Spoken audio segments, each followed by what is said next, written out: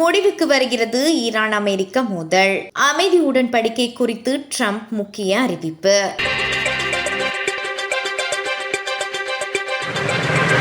America மற்றும் Iran இடையிலான நீண்டகால பதற்றத்திற்கு முடிவு கட்டும் வகையில் இரு நாடுகளுக்கும் இடையிலான அமைதி ஒப்பந்தம் முழுமையடைந்துள்ளதாக அமெரிக்க ஜனாதிபதி டொனால்டு ட்ரம்ப் தெரிவித்துள்ளார். தமது சமூக வலைதளத்தில் பதிவொன்றை வெளியிட்டுள்ள ட்ரம்ப், ஈரானுடனான அமைதி உடன்படிக்கையின் இறுதிக்கட்டம் வெற்றிகரமாக நிறைவு செய்யப்பட்டுள்ளதாக குறிப்பிட்டுள்ளார். அத்துடன் ஓர்மோஸ் கடற்சந்தி பகுதியில் அமெரிக்க கடற்படையினால் முன்னெடுக்கப்பட்டு வந்த முற்றுகை நடவடிக்கைகளை உடனடியாக நீக்குவதற்கும் தாம் இணங்கியுள்ளதாக அவர் தெரிவித்துள்ளார். இந்த ஒப்பந்தத்தை எட்டுவதில் பாகிஸ்தான் பிரதமர் ஷெபாப் ஷெரீப் முக்கிய மத்தியஸ்தகராக செயல்பட்டதாக தெரிவிக்கப்படுகின்றது.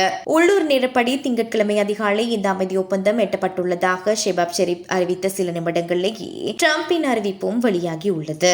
மேலும் அமெரிக்கா மற்றும் ஈரான் இடையிலான இந்த அமைதி ஒப்பந்தம் எதிர்வரும் வெள்ளிக்கிழமை சுவிட்சர்லாந்தில் அதிகாரப்பூர்வமாக கையெழுத்திடப்படும் என தெரிவிக்கப்பட்டுள்ளது.